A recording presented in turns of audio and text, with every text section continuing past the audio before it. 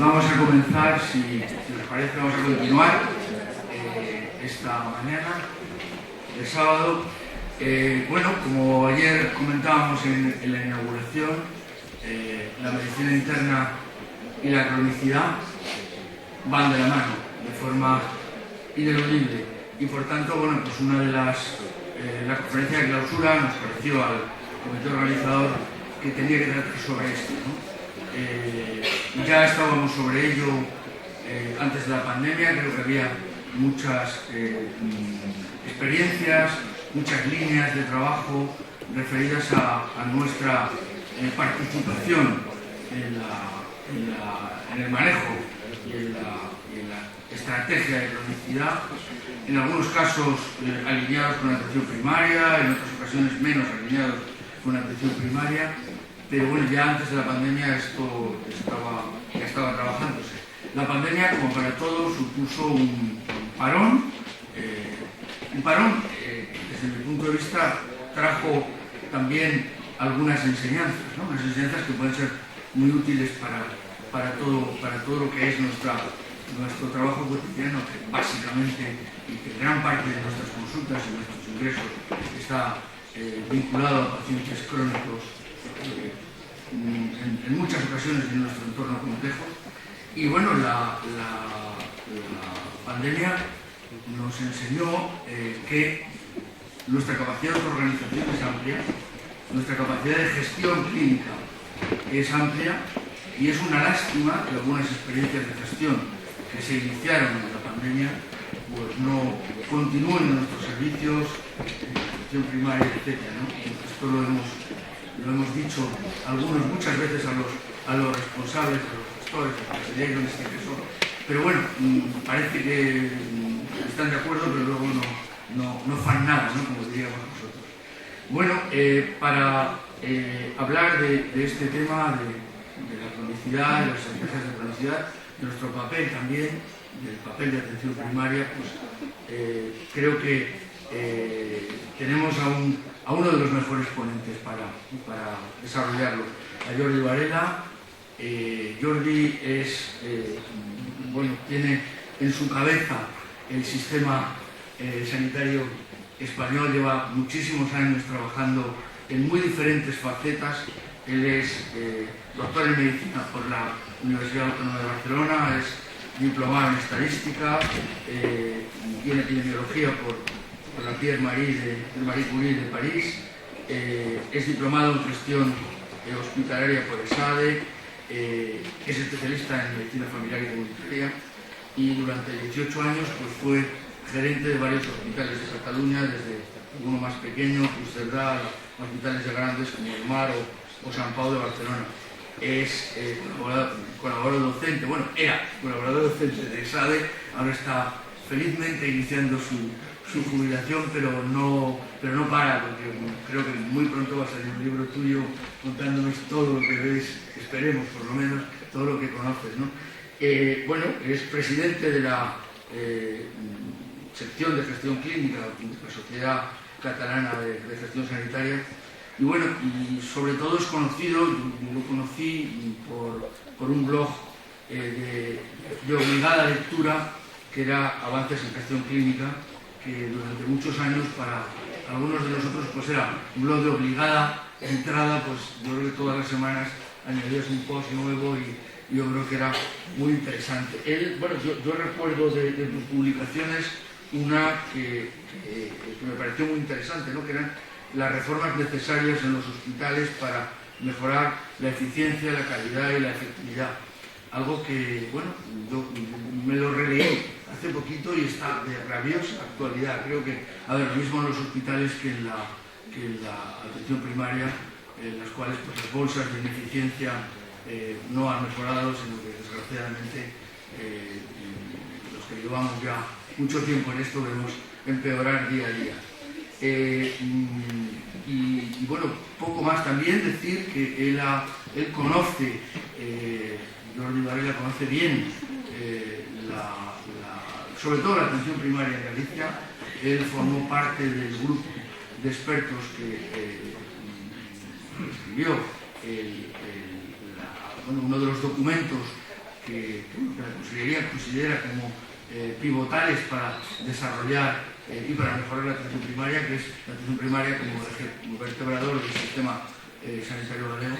Y bueno, tiene ahí, si no lo habéis leído, nos implica también a los internistas, ¿no? Sobre todo a los que entendemos que nuestro trabajo tiene que estar muy vinculado, sobre todo en estos aspectos, a la atención primaria, y que, bueno, como nosotros llevamos trabajando mucho tiempo relacionándonos desde el hospital con determinadas áreas de atención primaria de forma directa y cotidiana, pues creo que ese documento es un documento válido, con claras recomendaciones que, desde mi punto de vista, desgraciadamente, a pesar de que nuestro amigo, el consejero, dice que las ha cumplido, creemos que no han cumplido prácticamente ninguna. Pero bueno, dicho todo esto, yo me callo y os dejo con Jordi Varela. Un placer, muchísimas gracias por estar aquí con nosotros y todo.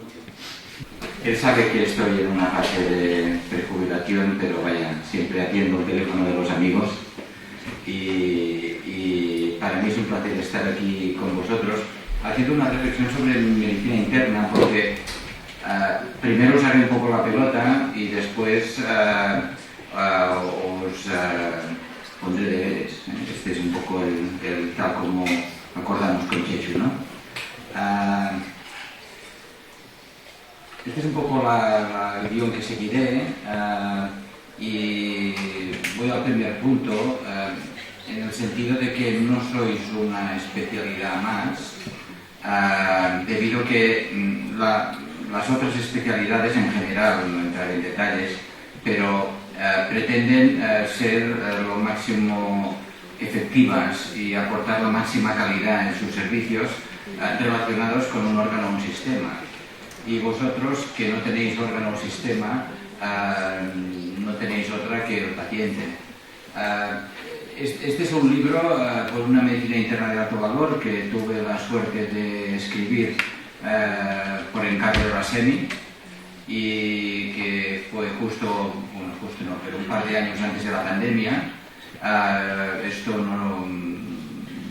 nos ocupó mucho y, en resumen, de este libro vimos cuál era el encargo que me hizo el presidente de la SEMI del momento, era cuál era mi opinión que debería ser el rol del internista en el siglo XXI. Fijaros, ¿no? Este es el hecho diferencial por el hecho, la cuestión que he dicho, que no es una especialidad más, la visión del paciente como una persona enferma. Las otras especialidades también, pero siempre a través de un órgano o sistema. Tenéis una metodología muy clave, las otras especialidades también, sí, pero vosotros es vuestra clave. Los otros ponen catéteres y válvulas y tecno. Vosotros tenéis anamnesis, entrevistas, exploración clínica y os hacéis cargo del proceso patológico en su globalidad.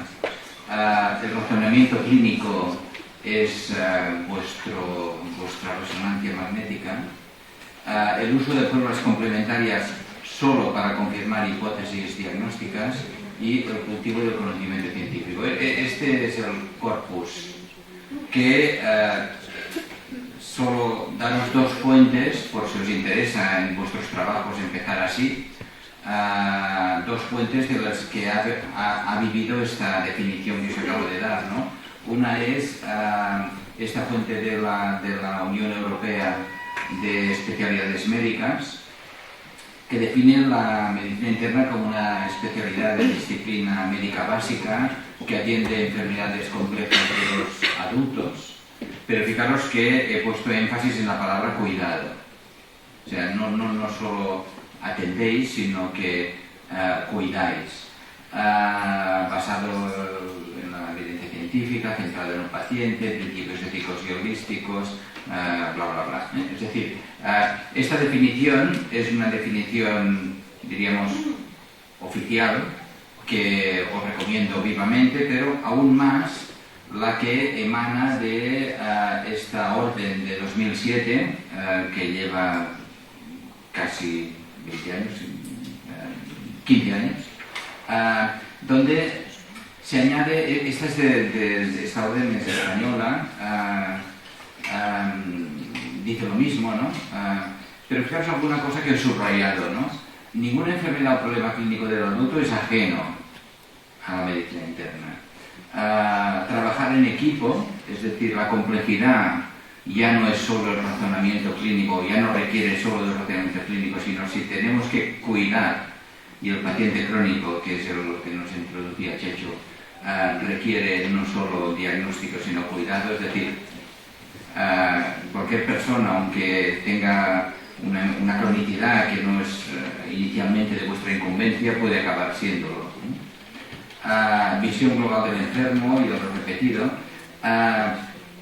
Y sobre todo insiste esta orden, esto está sacado, resacado de esta orden, atención sanitaria centrada en las necesidades globales de la persona.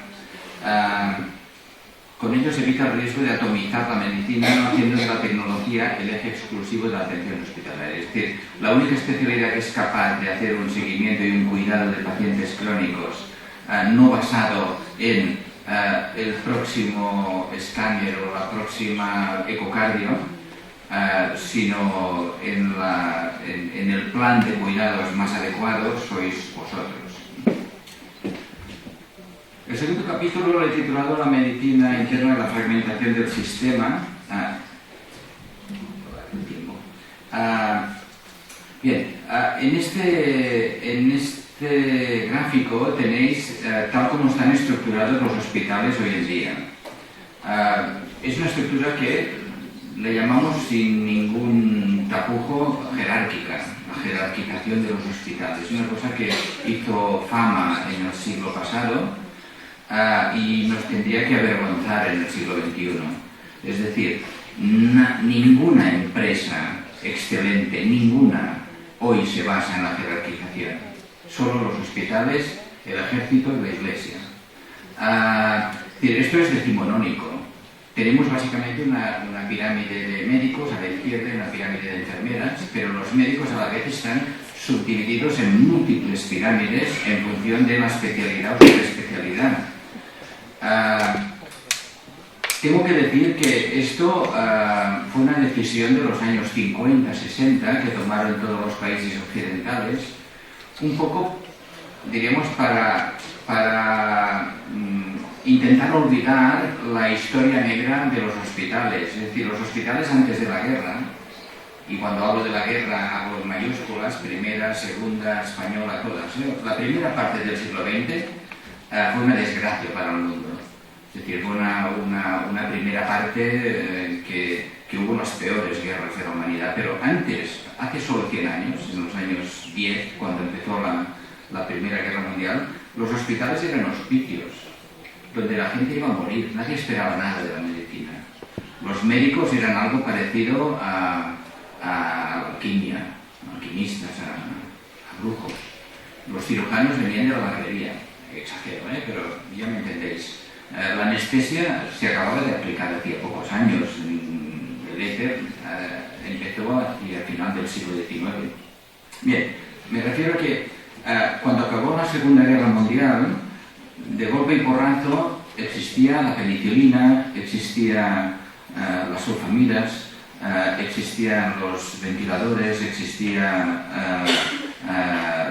la anestesia, una cirugía más atrevida, mejores técnicas, y los hospitales pasaron a ser el palacio del conocimiento. La gente entonces creyó en la efectividad. Es decir, la gente iba a los hospitales no a morir, sino iban a intentar curarse. Hacía falta organizarlos. Y gracias a esta organización, que me he cargado de entrada, y que no me cansaré de cargármela durante lo que me resta de la conferencia, esta organización trajo grandes ventajas. Gracias a esta jerarquía se consiguió grandes éxitos. Por ejemplo, sería imposible tener las cifras que tenemos de supervivencia en infarto de miocardio o en oncología si no tuviéramos esta organización. ¿Qué ha pasado en el siglo XXI? Pues en el siglo XXI lo que ha pasado es que ha cambiado la sociedad. Esta organización se pensó para salvar vidas, siempre que tuviéramos instrumentos para hacerlo.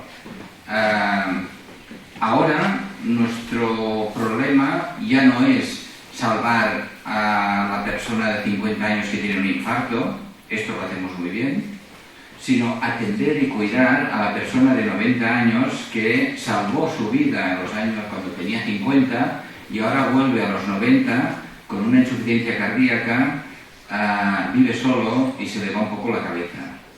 Y no podemos atender a esa persona con la misma mentalidad que atendemos al de 50 años que tiene un infarto. Esto es un fracaso. Esta rigidez que estamos teniendo, es decir, ahora tenemos hospitales que los queremos nutrir de tecno y se nos están llenando de señoras Gertrudis que necesitan cuidado. ¿Alguien reaccionará aquí? Esto no es satisfactorio para nadie, es decir, no es satisfactorio para la señora Gertrudis ni su familia, no es satisfactorio para el especialista que ve que no se la pueden llevar a casa no por culpa del especialista que ha hecho lo que tenía que hacer, sino por culpa de un entorno social, diríamos, que no la puede acoger. Bien,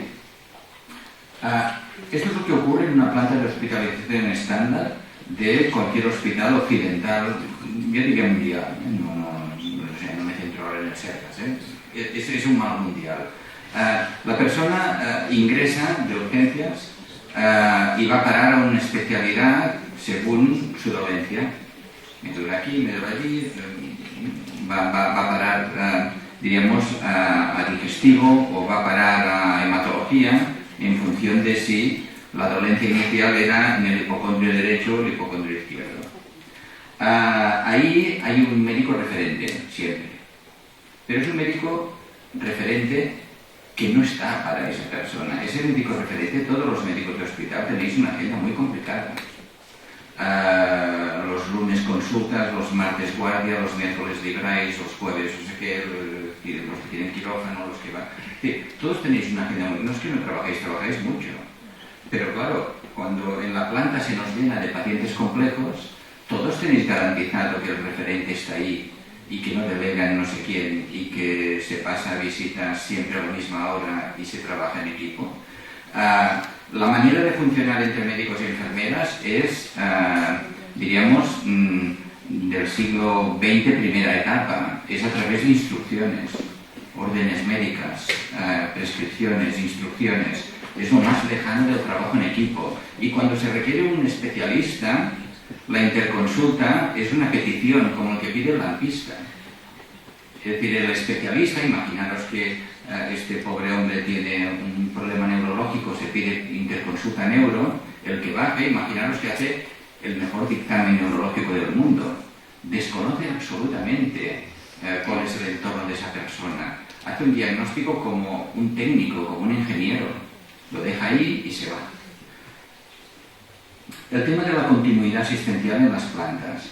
Imaginemos un servicio que trabaje de manera continuada de 8 a 5. Cuando haces la cuenta global del ingreso de una persona, diríamos, incluyendo fines de semana y noches, resulta que el equipo médico habitual tiene la responsabilidad del 27% del tiempo que esa persona está ingresada y el 73% está en manos de la guardia. Esto cuando los procesos son muy protocolizados está bien, pero cuando la complejidad es la que ataca, la continuidad tiene su peso. Y Harlan Krumholtz esto lo describió muy bien cuando analizó las personas frágiles cuando ingresan en un hospital, cuál es el motivo por el cual después del alta vuelven.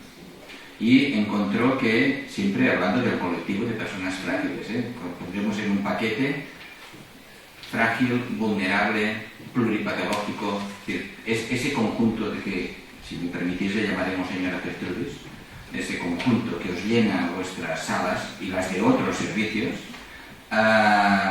pues resulta que el 66% de las veces vuelven por la pupa que les hicimos durante la hospitalización previa.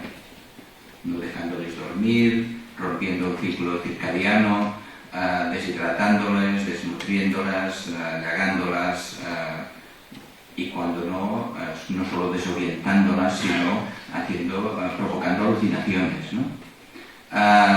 Bien, este es el panorama. En las plantas de hospitalización las cosas no van bien.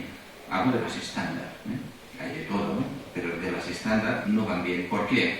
Porque funcionan las pirámides, la jerarquía. Los médicos por un lado, las enfermeras por otro. Las enfermeras siempre están, tienen turnos, están ahí, dándole. Los médicos vais a la vuestra, vais a la planta, vais aquí, vais allí, pero alguien se puede quedar en la planta. Una muestra de los malos resultados de la medicina fragmentada. Es decir, con este pequeño resumen de 5 puntos es para echarnos a todos. El callejón sin salida de los enfermos pendientes de cama en las salas de observación de las urgencias cada mañana. Yo cuando entraba en mi hospital entraba por urgencias y había 50 de media cada día, ¿no? Que no os quería nadie. El que tenía una hemorragia digestiva 40 años y no tenía complicaciones, este tenía cama, seguro, y probablemente en cirugía. El que tenía una hemorragia digestiva a 92 años, pluripatología, y no tenía familia, este estaba ahí. Y al final se lo llevaba a medicina interna a regañadientes. Los pacientes en planta de hospitalización que bloquean camas debido a que los médicos referentes no han sabido gestionar el alta satisfactoriamente. Aquella canción que se oye en las plantas de "Así no me la llevo", los yanquis se llaman bed blockers. Tenemos una fábrica, una producción que ahora la sociedad nos pide que fabriquemos un tipo de coche nuevo, híbrido, no sé qué, no sé cuántos, y nosotros estamos con el gasoil. No, estamos como el siglo pasado. Yo estaba harto de recibir médicos en mi despacho que venían, jefes de servicio, presionados por la estancia media y me decían: es que yo ya le he dado la alta médica. Claro, si la trabajadora social no se entera, no es mi problema. Perdona, ¿que no va en un paquete esto? O sea, tú solo eres el órgano sistema. La práctica médica máximamente disruptiva con la petición excesiva de pruebas diagnósticas y la acumulación de medicación a menudo no conciliada. La falta de adherencia a los tratamientos con cifras aún hoy inferiores al 50% de adherencia en pacientes crónicos. Los procesos de final de vida desajustados a los valores de los pacientes. Este sería un poco un resumen del desencuentro que hay entre nuestra estructura organizativa basada en el conocimiento profesional, el corporativismo y la jerarquía, y lo que la sociedad necesita. La sociedad nos está diciendo: oye, esto está reventando, ¿no? Ayer una periodista de aquí de Lugo, de Orense, perdón, me preguntaba el tema de los inviernos, ¿no? Fuera COVID, ¿eh? Cada invierno, cuando aprieta el frío, hay el titular del periódico de turno, ¿no?, del local, que dice: hacen falta camas en el hospital, ponedle el nombre que queráis, ¿no? Y una foto con las ambulancias ahí. Aquel día hacen falta camas, seguro. Todas las señoras Gertrudis acumuladas en los pasillos necesitan un poco de oxígeno, de cuidado, un poco de broncodilatador, seguro, y un poco de antibiótico. Pero se podría haber evitado muchas de ellas, no todas evidentemente, muchas de ellas con un plan de cuidados domiciliario apropiado. En los sitios que lo han hecho, esto funciona, pero hay que hacerlo, y así que no depende de nosotros. Pero ahora hablaremos del papel de la medicina interna en ese plan. Acabo esta parte con esa cita de David Oliver, que es un geriatra británico muy interesante de seguir. Dice: la medicina fragmentada es un mal de la provisión de los servicios sanitarios, un error estructural que reduce la efectividad clínica, especialmente cuando trata pacientes crónicos complejos y personas mayores frágiles, precisamente cuando es más necesaria la evaluación general, la priorización de los problemas, la actuación multidisciplinaria y la integración de servicios. La medicina fragmentada siempre actúa de manera tan clara como inefectiva.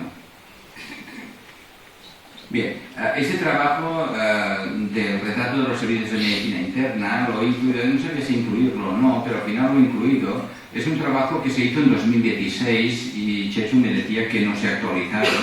Lo hizo la SEMI, ¿sí? Se ha publicado en 3 publicaciones distintas, tenéis las citas, ¿eh?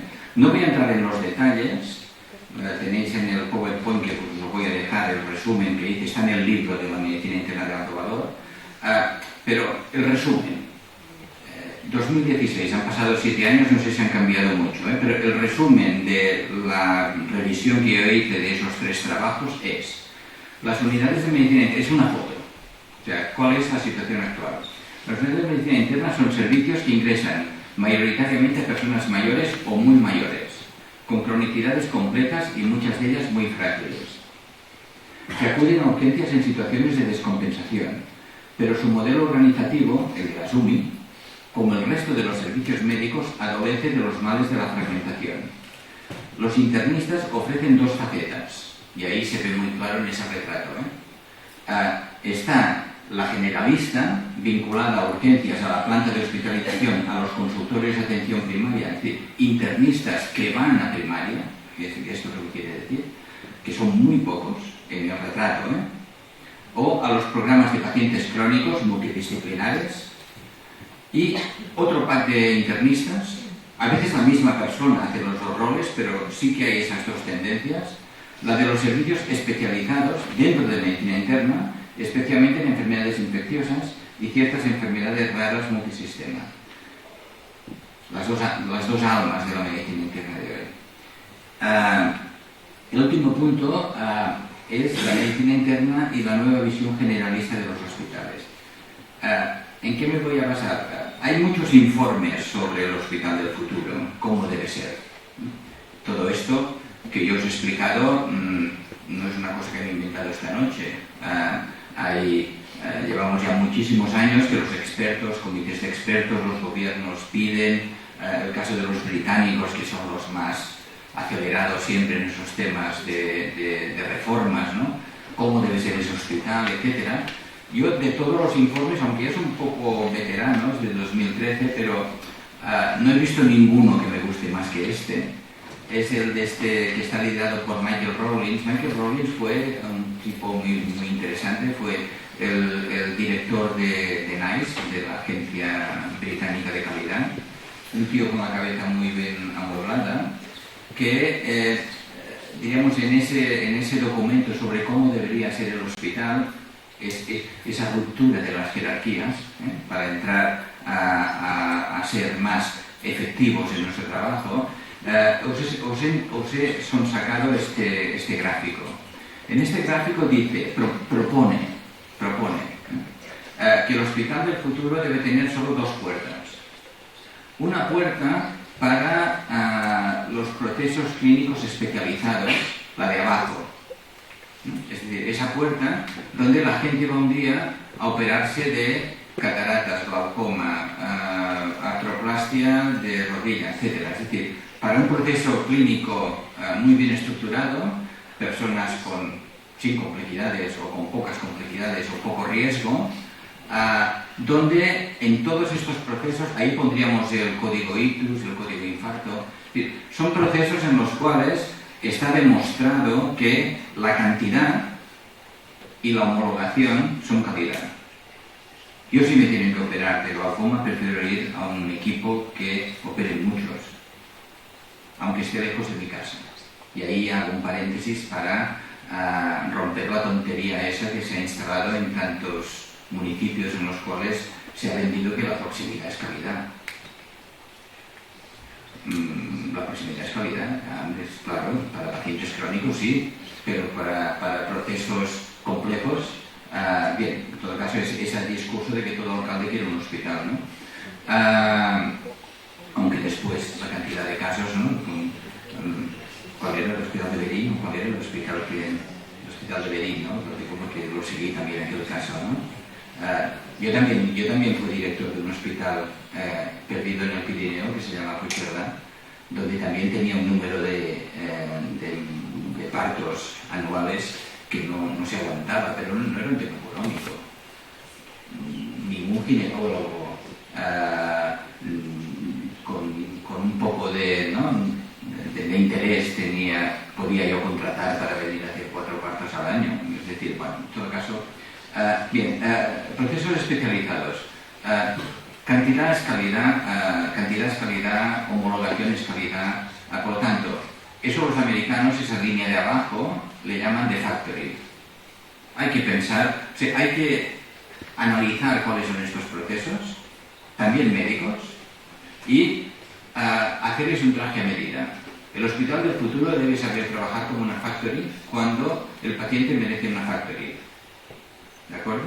Pero esta factory no se puede interrumpir. O sea, lo que dice el equipo de Rowling es: no podemos tener hospitales donde, digamos, tengamos ingresado un chico de 20 años que ha tenido un accidente de moto y al lado tengamos un abuelo de 90 años que ha tenido una fractura de fémur.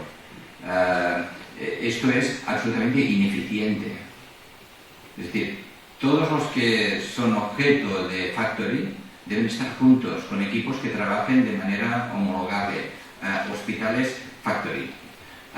Y esto mejora mucho la calidad. ¿Qué pasa cuando alguien se complica en la factory? ¿Qué pasa cuando alguien pesa 160 kilos y no pasa por la puerta? Pues que no pueden ir a la factory, tienen que ir a la línea de arriba. El hospital generalista, la línea generalista, es la que, de entrada, una persona ya adolece de complicaciones, comorbilidades, edad, fragilidad, peso, que la idea ya no es que la homologación y la cantidad es calidad, sino la idea es que la evaluación integral y el plan individualizado son la calidad. Por lo tanto, en la línea de arriba, los protocolos, hay que tirarlo todo. La evaluación integral es la calidad. Y ahí es donde aparece el rol del internista. ¿Y qué hacen los especialistas en la línea de arriba? Fijaros, los diagramas en azul, de fondo azul, en la línea de arriba están los médicos, las enfermeras y los otros técnicos, especialistas, etcétera, generalistas, y los de abajo, que son los especializados, son los responsables de la factory, pero la flecha sube un poco más arriba y son llamados a colaborar con los generalistas para ese hospital generalista, pero no llevan a los pacientes. Es decir, el trauma se puede hacer cargo de un paciente, de una persona que tiene que operarse de rodilla, siempre que no tenga complicaciones, la pauta esté bien establecida y tenga muy claro lo que hace cada uno, lo que hace el trauma, lo que hace el rehabilitador, el fisioterapeuta, etc. El trauma no debe llevar a una persona de 80 años, 85, operada de fractura de fémur. Muchos gerentes arreglan ese problema hoy, para no romper el esquema básico, regalando internistas a los traumas. Esto lo he hecho yo repetidamente, es decir, tú vas de director a un hospital, según día os toca, y lo primero que tenéis que hacer es regalar internistas a los traumas. Esto salva vidas. No podemos pedir a los traumas, y aquí hablaré de los vasculares, los urólogos, todos los especialistas que tratan mayoritariamente a gente mayor, no les podemos pedir que sean buenos en su técnica y que sepan también llevar médicamente una diabetes descompensada postquirúrgica. No podemos, o sea, regalar internistas a los traumas, está bien, esto tiene una lógica y ahora tenemos internistas, ¿no? Distribuidos por varios servicios. Pero lo que propone Rowling no es esto, es la persona que ya en urgencias o en la pauta programada vemos que su fragilidad ya tiene un cierto límite, y estos sabéis que se mide muy rápidamente, estos ya no van a la especialidad, esto ya lo lleva al hospital generalista. Es decir, el hospital generalista debe ser médico quirúrgico y debe llevar todas las personas que no pasan por la puerta de la factory. Proporciones, no está aún muy estudiado, pero ya os avanzo que esto va de 2/3 arriba y 1/3 abajo. Más o menos, la casuística. Este sería el modelo. Es decir, estamos viendo en el futuro un hospital generalista llevado por internistas, ahí es el liderazgo, y un hospital factory donde están todas las cadenas de producción perfectamente alineadas con gran participación de ingenieros, ingenieros, etc. Y una zona intermedia, porque hay especialidades que tienen un componente muy técnico, muy tecno, pero tienen también su corazoncito internista, llamémosles cardiólogos, llamémosles digestólogos, ¿no? Que tienen esa parte tecno, pero también tienen, bueno, este sería el de compromiso. ¿Y cómo funcionaría el hospital generalista? El hospital generalista debe funcionar con una metodología geriátrica, pero yo sé que los internistas estáis perfectamente preparados para esa metodología. Esto se llama evaluación integral. La evaluación integral, que en ese trabajo con la SEMI decidimos quitarle el adjetivo geriátrico, los geriatras llaman evaluación geriátrica integral. ¿Por qué? Porque es tan buena que sirve para cualquier persona de cualquier edad que tenga complejidad. ¿Y en qué consiste? Consiste en que el equipo un día para máquinas se reúne y habla de esa persona, pero el equipo, no el servicio de medicina interna, el equipo, donde está enfermería, donde están los trabajadores sociales, donde está la primaria, y hoy tenemos métodos telemáticos para estar todos. Y aquel día se habla de aquella persona, se contacta con la familia, se introduce la persona en la reunión si conviene. Esto ya son detalles, ¿eh? Pero ¿cuál es el tema? Es poner todas las esferas de aquella persona en la mesa. La esfera clínica, pero también la esfera funcional, es decir, actividades de la vida diaria, la esfera social y la esfera mental. Las cuatro en la mesa. Y ponderar todos con la familia y con el paciente, al mismo tiempo, en diferido, en el formato que se quiera, ponderar si aquella indicación, ¿no? Es decir, que una persona se le indique un atavio, ¿no? Depende del cardiólogo o del comité de bioética, no depende de la evaluación integral con la persona y la familia integrada. Esto tiene derivaciones y hay hospitales que ya están trabajando. Este hospital de Emory, lo podéis pinchar, tiene una página web fantástica donde esa evaluación integral ya la llevan al punto de que los médicos, las enfermeras, los trabajadores sociales, los farmacéuticos, los fisioterapeutas, todos tienen una hora concreta que pasará en visita al paciente de la 213A. Y esto se acuerda con la familia y se pide si alguien de la familia quiere estar. Ese pase estructurado de visita provoca que de la habitación se salga con el plan individualizado, ajustado a cada persona. Esto es, los equipos más avanzados están, pero para que esto ocurra debe existir la función de médico generalista. Sabéis que los americanos le llaman hospitalista. Ahora todos los países europeos, para no copiar a los americanos, se llaman médico generalista. ¿Qué es un médico generalista? Pues es un internista. Puede ser un geriatra, es un internista, alguien con visión, con esa definición que he dado previamente. Pero básicamente es un internista que debe liderar equipos multidisciplinares, debe tener esos skills, esas habilidades. Por lo tanto, todo el mundo lo debe considerar como tal. Debe tener habilidades en evaluación integral junto con ese equipo, por eso se reúne. Debe saber elaborar planes terapéuticos individualizados de manera conjunta.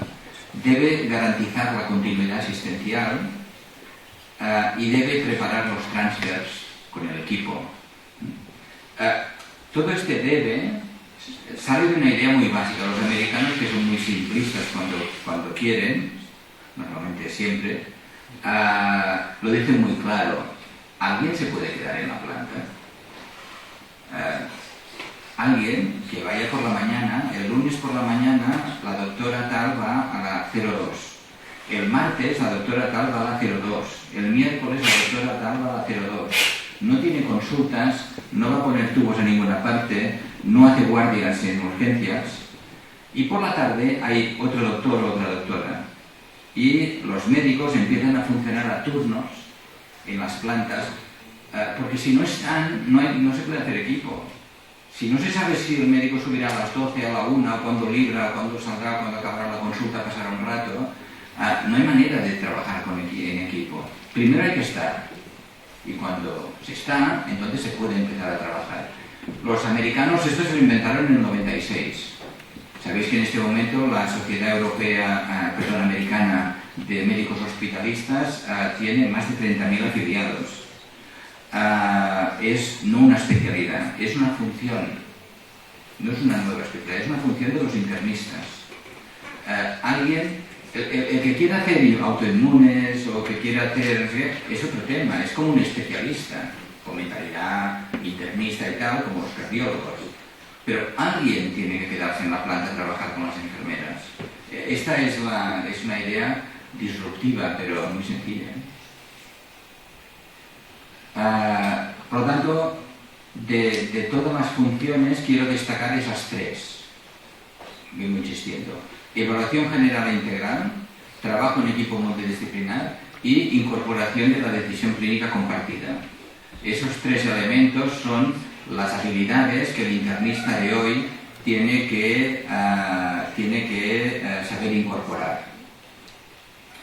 Y en el panorama de la comunidad, ¿cuál es el papel del internista? Fijaros que aquí he dibujado el panorama global, no solo el hospital, porque el paciente crónico complejo es un paciente que va continuamente, sobre todo imaginaros una insuficiencia cardíaca en fase avanzada, un EPOC, ¿no? Cuando vienen los periodos de invierno. Es un paciente que fundamentalmente vive en su casa o en la residencia, pero que va a urgencias en cada descompensación, pero también al sociosanitario cuando conviene. ¿Cuál es el nexo común de todas esas instancias en las cuales esa persona se mueve? Pues es la evaluación general e integral y el plan individualizado realizado por todos los actores. Un día tienen que ponerse de acuerdo y eso hace que esas personas, sus movimientos sean más lógicos. Siempre se descompensarán un día, pero cuanto menos lo hagan, mejor. Si en lugar de llegar con la ola de frío 100 ambulancias o urgencias, pues gracias a ese trabajo llegan 20 y nos ahorramos 80, soy muy optimista. Imaginaros, 20 sin rellenar, esto no será nunca cero, siempre se descompensarán. Pero si no hacemos ese trabajo, se descompensarán todos. Y todos vendrán continuamente, que es lo que está ocurriendo, ¿no? Fijaros el ejemplo de la diabetes, ¿no? En la mayoría de países que no tienen una primaria como la nuestra, la diabetes la llevan los endocrinólogos y la llevan en consultas externas. Esto es una locura. Cuando vienen a visitarnos, todos dicen, qué suerte tenéis con la diabetes, que el grueso de la diabetes 2 se hace cargo la primaria, excepto las descompensaciones. Ese gran rol de la diabetes en la primaria hace que las descompensaciones, o sea, las idas a urgencias por descompensaciones diabéticas, España ostenta el nivel más bajo de todos los países de la OCDE. Gracias a ese gran trabajo en la comunidad. Pues si esto lo trasladamos a la insuficiencia cardíaca, al EPOC, ¿no? A la insuficiencia renal crónica, fijaos, hay 7 o 8 cronicidades. 7 o 8. ¿Qué hicieron permitidme que hable de... Muy bien, ¿sí, no? De Kaiser permanente. No sé si conocéis Kaiser permanente. Los que no lo conozcáis tenéis que ir urgentemente a Kaiser permanente. Está en California, es un buen momento para... una buena excusa. Bien. Sabéis que Estados Unidos es un país absolutamente... Estoy buscando el adjetivo, ¿no? Absolutamente esquizofrénico, ¿no? Tiene los mejores hospitales del mundo y el peor sistema sanitario del mundo toda la vez.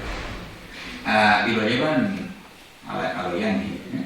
Pero también es un país donde florecen las innovaciones y donde cuando uno quiere inventar, haz lo que quieras, ¿eh? Bien, ¿qué ha pasado? Que desde los años 30, 40, antes de la Segunda Guerra Mundial, en California, un empresario de origen alemán llamado Kaiser decidió crear una aseguradora, como ocurre en Estados Unidos, ¿no?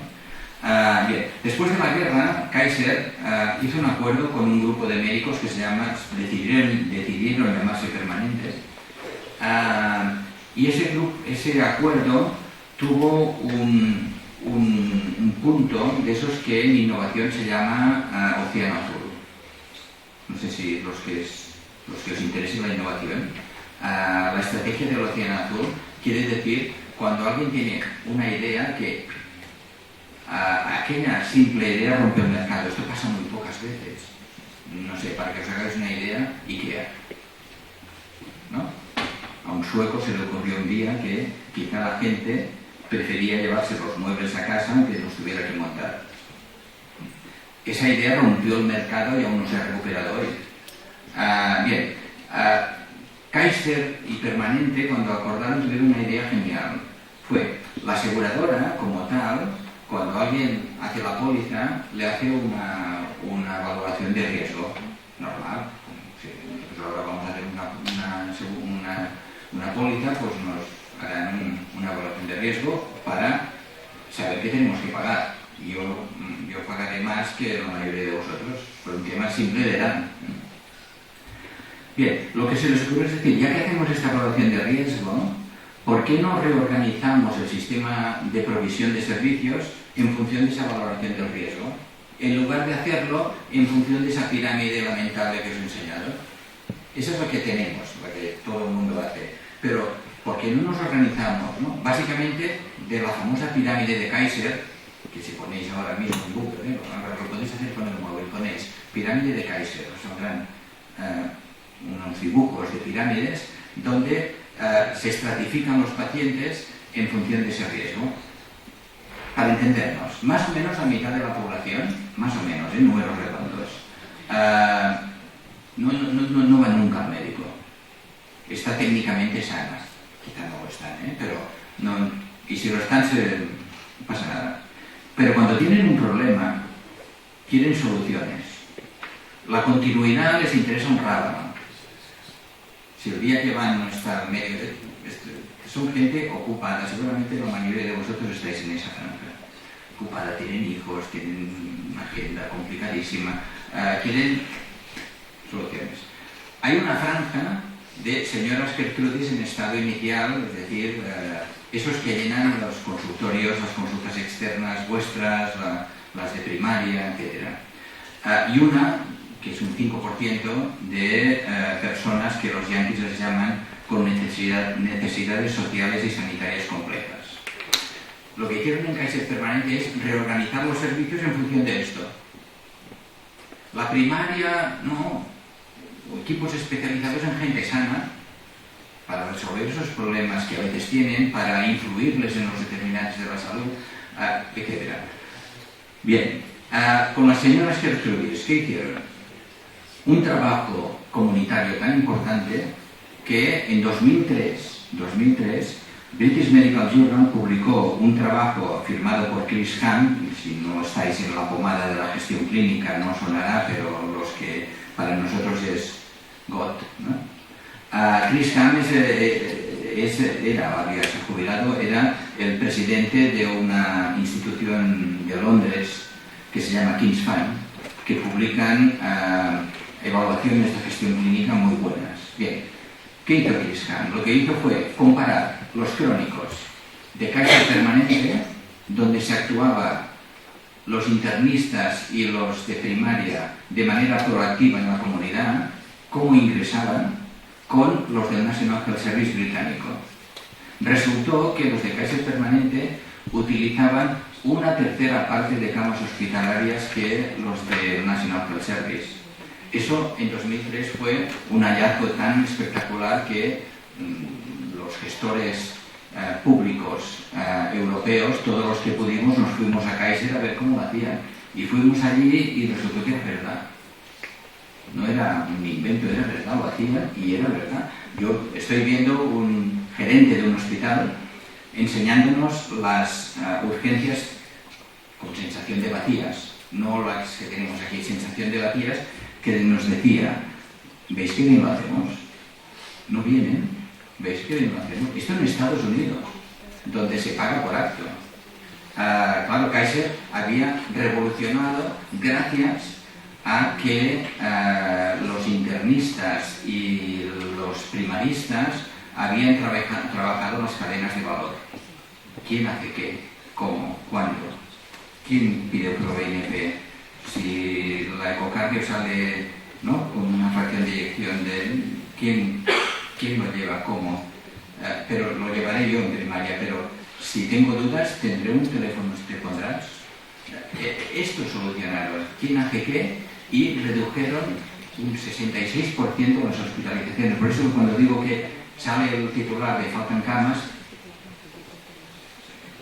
quizá falta proactividad, quizá falta visión comunitaria de los internistas, ¿no? Yo cuando pregunto, y cuando hice ese trabajo con la SEMI, lo preguntamos a diestro y siniestro.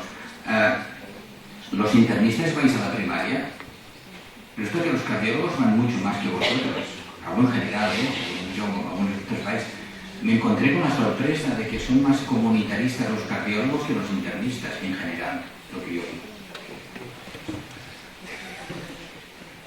Muy bien. Vuelvo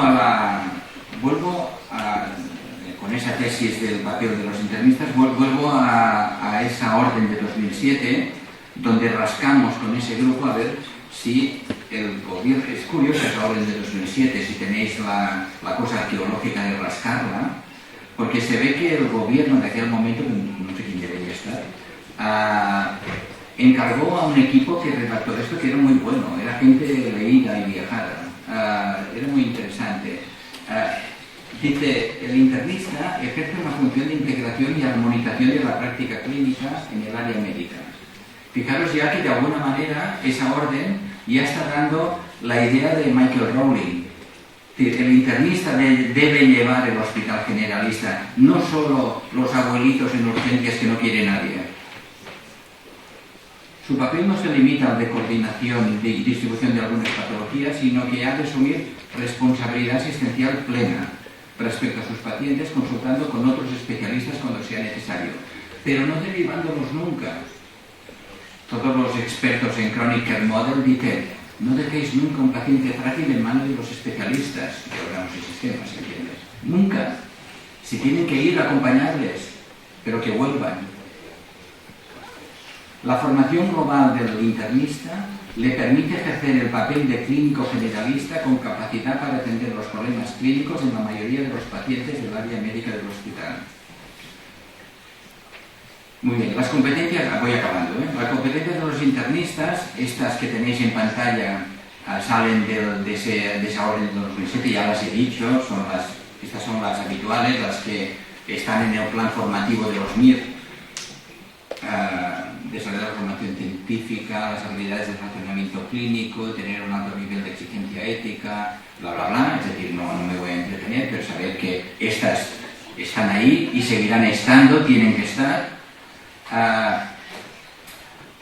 Esto de 2007 se profundizó por un grupo de trabajo de la SEMI en 2011, que lo publicó y desarrolló esas competencias. Tampoco me voy a entretener, porque al final quiero decir que de ese trabajo que hicimos con la SEMI, con el libro Por una medicina entera de alto valor, lo que llegamos a la conclusión que de esas competencias que están en las órdenes, que modelan vuestra especialidad, nosotros pedimos que desarrolléis 9 más.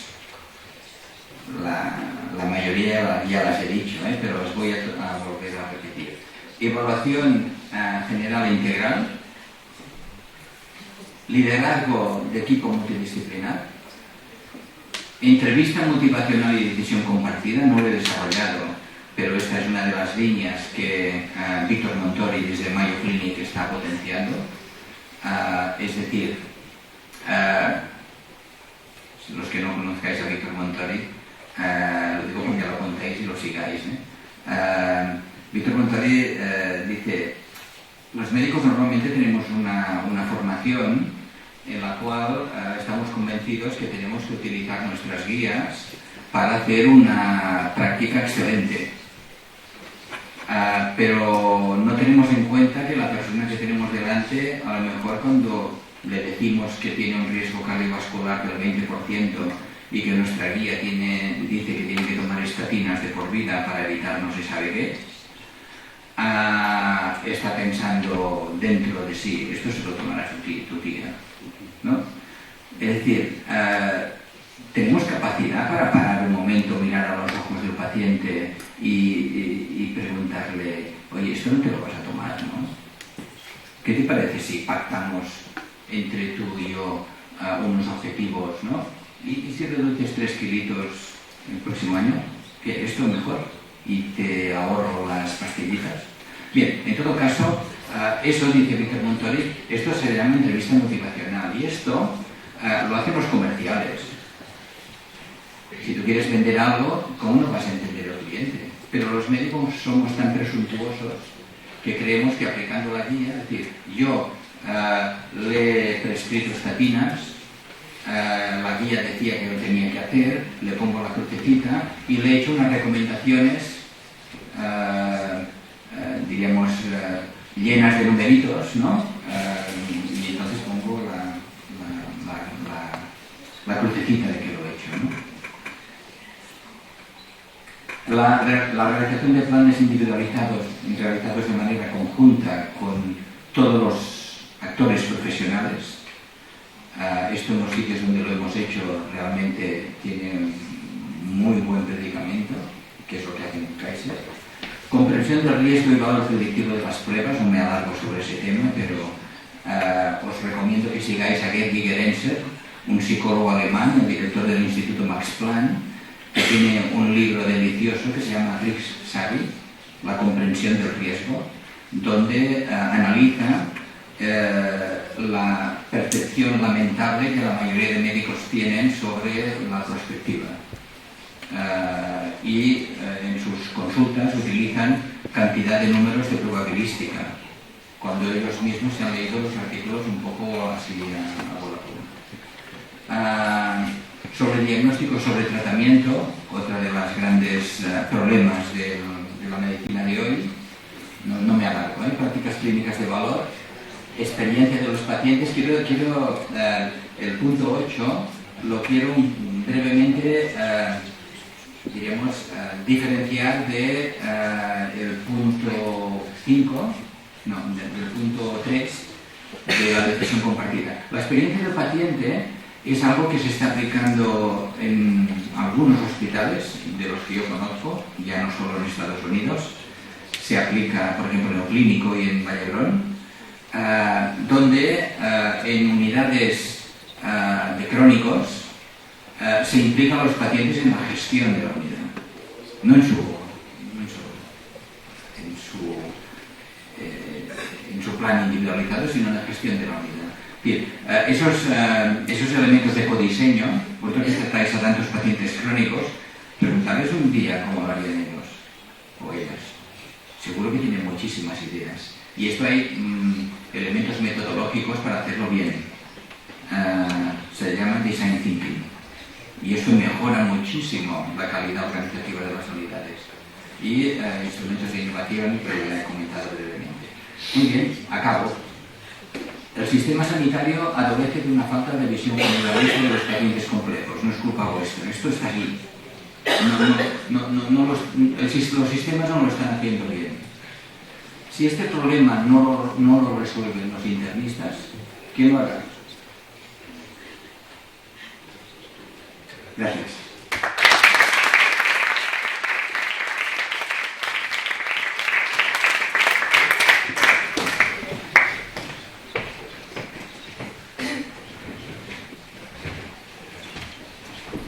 Fenomenal, ¿no? Más claro, agua.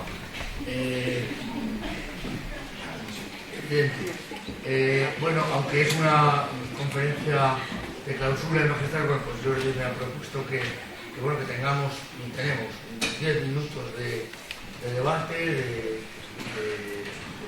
comentar cosas, de comentarios, de lo que os parezca. Nos ha metido el dedo en bastantes llagas. Y creo que sería bueno, no sé, el presidente de la SEBI tiene que desde que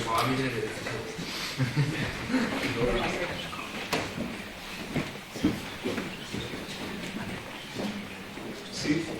Bueno, ¿se oye? Sí. En principio, felicitarte por la exposición. Yo creo que es clara, concisa y además, como dice Checho, pues has metido un poco los dedos en donde nos hace más daño probablemente a los internistas.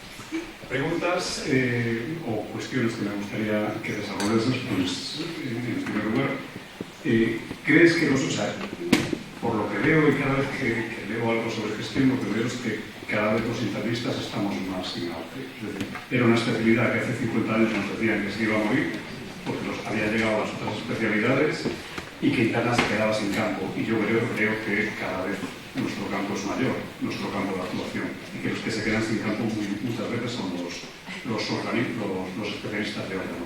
Entonces, un poco viendo el hospital de futuro que presentas, ¿no te parece que ese hospital de futuro se parece mucho más a los hospitales de hace 50 años que a los que tenemos hoy en día? Es decir, no hemos ido en una dirección completamente contraria a lo que la población necesita. Es decir, los pacientes que tenemos hospitalizados en estos momentos son pacientes de 80 años para arriba, aquí en Orense más de 80 años. Pero son pacientes que vemos ingresados en las plantas de medicina interna, pero nos vamos a la planta de cardiología o de nefro y son pacientes de 85. Nos vamos a la UCI y son pacientes de 85. Son pacientes que cuando vienen a los especialistas de un órgano se les quedan grandes, porque son pacientes complejos, crónicos y pluripatológicos. Cuando yo empecé esto, no hace 50 años, pero sí que hace unos 30 años que empecé en la medicina, yo trabajaba en un departamento médico, donde había pues, un número de internistas, que seríamos unos 40, y había pues 4 o 5 especialistas de cada una de las especialidades de los digestólogos, neumólogos, y un poco funcionaba como departamento, donde el jefe de departamento, que era internista, es el que creaba un poco los grupos multidisciplinares de los que estamos hablando también, ¿no? Pasábamos visita con la supervisora o con la enfermera encargada de ese paciente y hacíamos una visita semanal general de toda la planta, un poco la idea que presentamos. Entonces, mi duda es, ¿qué hemos hecho estos últimos 50 años o 40 años para que las cosas hayan ido tan mal y que lo que estemos proponiendo como hospital del futuro sea algo que se acercaba mucho más a lo que teníamos previamente? Bueno, yo pienso que hay dos elementos que van unidos, pero son dos distintos. Uno es el modelo organizativo y la otra es la esencia de la medicina interna. Es decir, vosotros sabéis, pero lo sabéis de verdad, de que hay pacientes que necesitan vuestra visión, que nunca lo va a solventar el especialista del órgano, sean de 90 años o de 50. Hay pacientes que eso es así. A lo largo de estos años, como tú decías, pues apareciendo, cuando ha ido apareciendo la especialización, la tecnología, la necesidad, es lógico, ha sido así y esto también ha tenido sus frutos positivos, diríamos, ¿no? Los outcomes, ¿no? Lo dicen así, ¿no? Quitado código ictus o código infarto y podríamos tener una larga lista de bondades de esta especialización,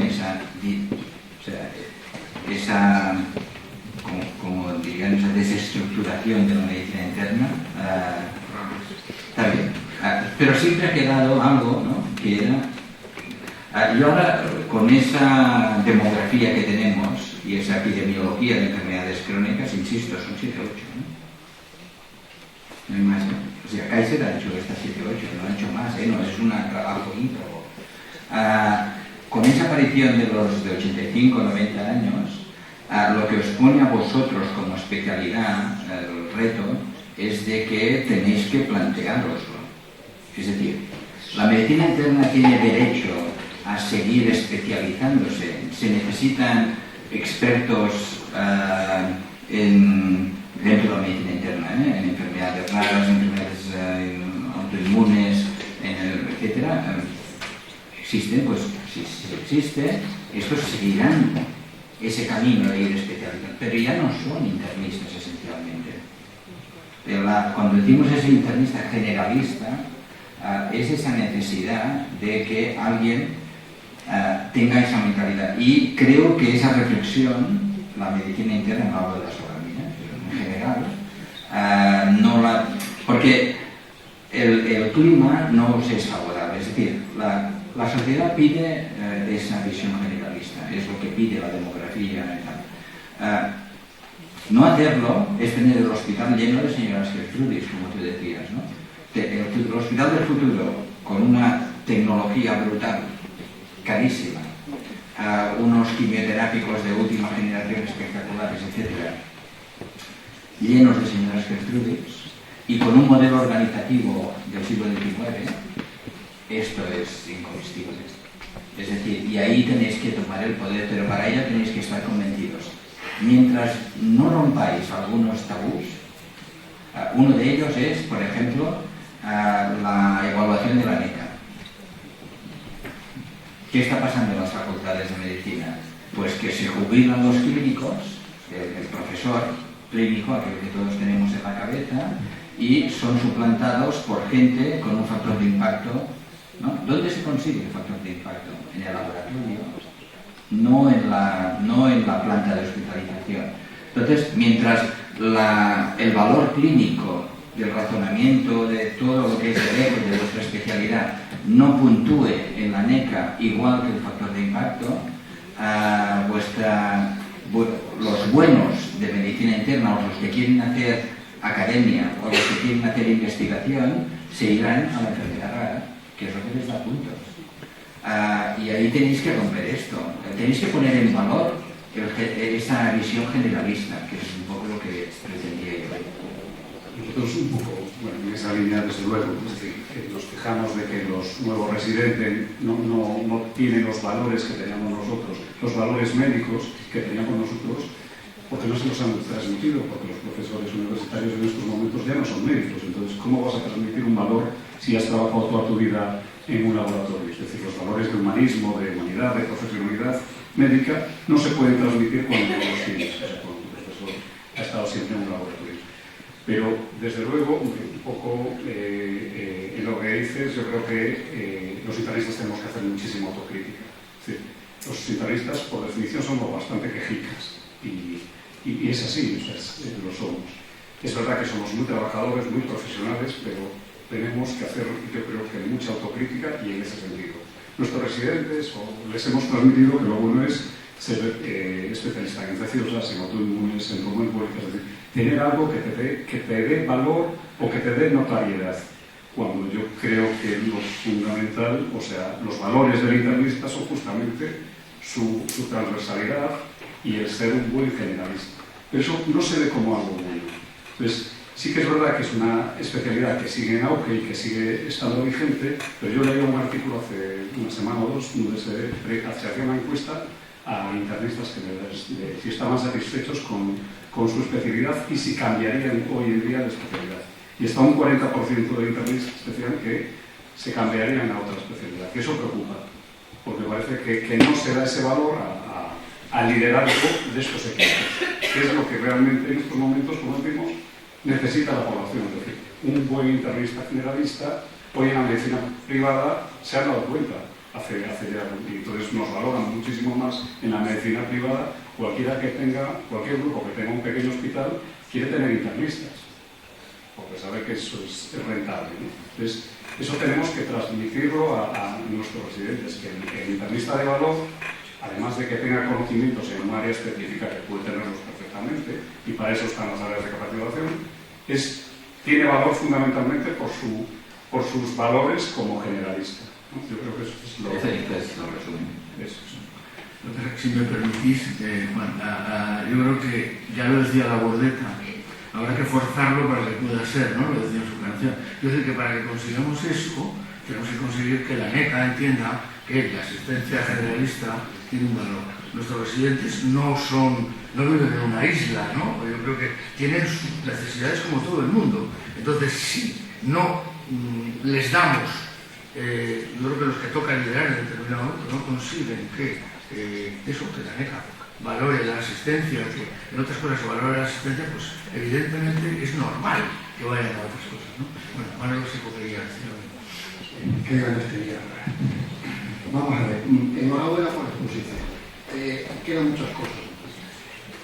Primero, hablando de los internistas, fue Friedrich, en aquel congreso de Alemania del siglo pasado, que dijo, hay que separar una especie privilegiada, no privilegiada, sino especial de México, y darles el título de doctores, a los internistas. Esto más adelante, William Mosley, lo mismo. Bueno, yo voy a dos paradigmas y quiero resaltar que hace 10 años el que va a ser presidente de España me dijo que yo ya no valía para ejercer, me mandó para casa. Entonces me dio a elegir entre las privadas, pues elegir la privada, por razones. A lo que voy es que hay dos paradigmas. Uno, cuando empezó la mejoría de la sanidad española, se decía que la sanidad era innegociable. Esto se ha convertido en que la sanidad es el negocio más grande que existe en el mundo y supera sumadas el tráfico de mujeres, tráfico de drogas, el tráfico de medicamentos, el otro paradigma es que los americanos tienen la peor sanidad del mundo y si no vais allá y enfermar, veréis lo que es. Y sin embargo son nosotros, ¿saben? Pero saben porque vamos nosotros a darles ideas. Las ideas que usted decía, o que tú decías, porque creo que soy mayor que tú, yo. Entonces, lo que pasa. Entonces, el segundo paradigma es que estamos volviendo a la sanidad americana. Esto quiere decir que desde que se inició la reforma, que no fue la reforma de la sanidad, años 78, año 84, el señor Duque mató esta, con 4 enunciados que no se cumplen más que uno y a duras penas la universalidad, porque la equidad, con 17 ministerios de sanidad y 17 malditos políticos al frente de las comunidades, y un interterritorial que ponía jugar a los datos en lugar de discutir y no se ponen de acuerdo. Bueno, pues se ha transformado en lo contrario de la medicina. Es decir, la sanidad pública está simplemente para cubrir beneficios. Se escapan 2 millones de muy fácil, 10 millones con seguros privados que ha crecido a 12 millones últimamente, etc. Pero lo que quiero resaltar que están en todos los hospitales hace ya 20 años, chicos o compañeros que venían de América y decían que el hospital público es una empresa ruminosa. ¿Por qué lo es? Porque lo es. Porque no se puede pagar a todos igual. Segundo, hay que separar privado y público. Tercero, los gestores. Peor es imposible. Y todos iguales. Aquí, por ejemplo, a ver, no me importa resaltarlo. Si vas a la quinta planta, verás 18 despachos. ¿Qué coño haces? Yo como jefe del servicio de urgencias 3 años, jamás me vinieron a preguntar o me dijeron qué necesitas hacer. Me tengo que ir sin secretaria ni sin jefe. Es decir, que lo primero que hay que arreglar es un pacto de Estado entre médicos, sin sindicatos ni malditos colegios de médicos. Lo siento por dicho. Y llegar a un acuerdo de lo que hay que hacer. Bueno, yo me podría agarrar aquí una hora. Sí, lo dejamos mal. Y lo del internista, hay más cosas. Muchísimas cosas. Y gracias. El mundo es muy grande. Y perdón. Nada, no, por Dios. Bueno, yo no me resisto a hacerte una pregunta súper rápida. ¿Esto que has hecho es tan lógico? Toda tu propuesta de hospital, bueno, de cómo tienes un hospital es tan lógico, que uno se pregunta por qué no pasa. Y dentro de las preguntas de por qué no pasa, aparte de las reflexiones de determinadas especialidades, ¿es posible que esto pase en un sistema rígido, funcionarial? Hay quien dice que leninista, ¿no? como es nuestro sistema público. ¿Es posible? Hay alguna experiencia concreta de gestión clínica desarrollada, hay las EVAs que tenéis en Cataluña, y cosas, pero son sueltas, ¿no? ¿Es posible que un sistema funcionarial como el nuestro pueda evolucionar hacia ahí? ¿Y cuánta culpa tiene el sistema funcionarial? ¿Queréis no acabar? Sí. No, lo haré corto. Yo pienso que, a ver, es difícil concluir, ¿no? Pero yo he querido centrarme en la medicina interna porque es a lo que venía. Es evidente que la medicina interna no es el problema, pero sí que he querido poner énfasis en que sois parte de la solución. Sí hacéis la reflexión interna y ponéis en valor la visión generalista, y ese valor quiere decir ANET, económica, que es decir, diríamos, poder, por eso he dibujado un hospital generalista gestionado por médicos con visión generalista que sepan trabajar en equipo. Esta es la idea. También he querido resaltar que el razonamiento clínico, por bueno que sea, no es necesario, pero no es suficiente. Bien, esto es lo que quiero resaltar. El tema de si es posible que el sistema evolucione, yo veo el sistema muy atrapado básicamente por resistencia al cambio. Es decir, lo que hizo el sistema, ahora hablamos del sistema, como tú enfocabas el tema, lo que hizo en la segunda parte del siglo pasado fue tan grande, fue tan importante, es decir, que hay que ponerlo en contexto, ¿no? Que los hospitales pasaran a ser palacios del conocimiento admirados por todo el mundo, con aplausos del COVID, viniendo de ser hospicios lúgubres donde los pobres iban a morir en tan poco tiempo. Esto hay que ponerlo en contexto. Esto se arropó y se estructuró en base a... se confió en las especialidades médicas, la medicina interna, que empezó siendo el eje, se fue desestructurando de la manera que ya conocéis, también para bien, pero con dificultades. Y ahora, yo, de todos los elementos que están frenando el cambio, el que pienso que pesa más es el corporativismo.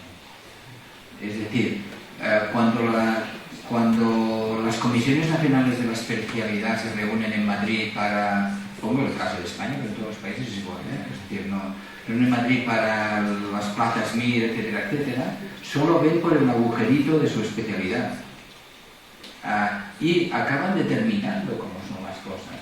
Es decir, cuando yo en los hospitales que he estado he querido organizar unidades multidisciplinares, algunos especialistas me han dicho, es que nos bajarán los ingresos y perderemos el MIR. Coño, ¿qué es esto? ¿Qué es esto? ¿Aquí quién manda? ¿No?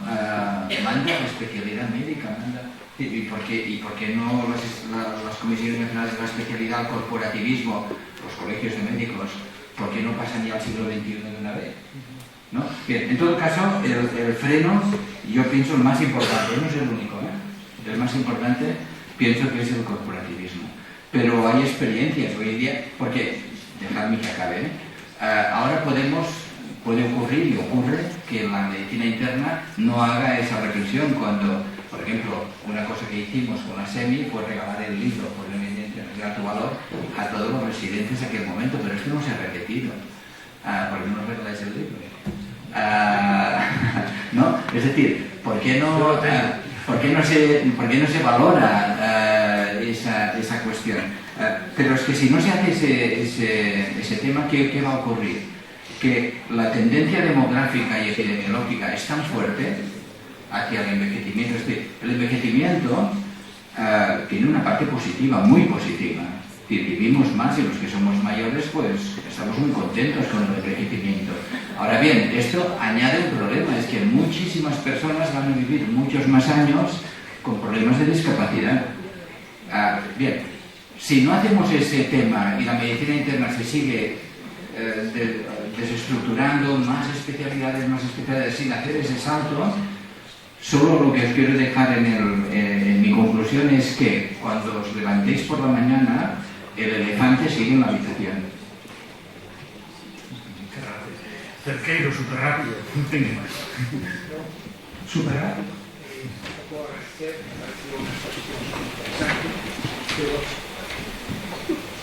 Pero lo que quiero dar también es un poco un voto por la sociedad española, por los internistas. Quiero decir, yo creo que en estos últimos años hay un cambio un poco de rumbo de los internistas. Pasamos de decir que los internistas somos los peores enemigos de la medicina interna a tener una sociedad que, bueno, muchas de esas publicaciones son en la publicación de la Sociedad Española de Medicina Interna, ¿no? Ahora la tendencia de la Sociedad Española de Medicina Interna, los grandes esfuerzos que están haciendo los internistas es precisamente para abordar todos estos problemas. problemas de la atención integral, de incluir al paciente en la enfermedad, de incluir al cuidador en la enfermedad, etcétera, etcétera, etcétera. Lo que sí es cierto es lo que acaba de decir, y a eso venía, es decir, que parece que desde el punto de vista de la organización del llamado sistema, parece que hay muchos más intereses que el mismo motivo, ¿no?, que lleva a organizarnos. Es decir, no somos solo los internistas y yo creo no dejaré, ya no hemos dejado estamos trabajando de mucho, ¿no?, sino que es el sistema el que está diciendo menos o más internistas o más especialidades que están cubriendo la necesidad de la medicina interna, etcétera, etcétera, etcétera. Y eso, por supuesto, que se va a relacionarnos a la sociedad interna. Muy bien. Yo solo remarcar que lo que he presentado, la gran mayoría, no todo, la gran mayoría lo he hecho en el marco de la SEMI, es decir, que hay un interés. Lo que quiero apretar es para que nos paréis. Pues muchas gracias, Jordi, y muchas gracias a todos. Ahora vienen comunicaciones y un aplauso.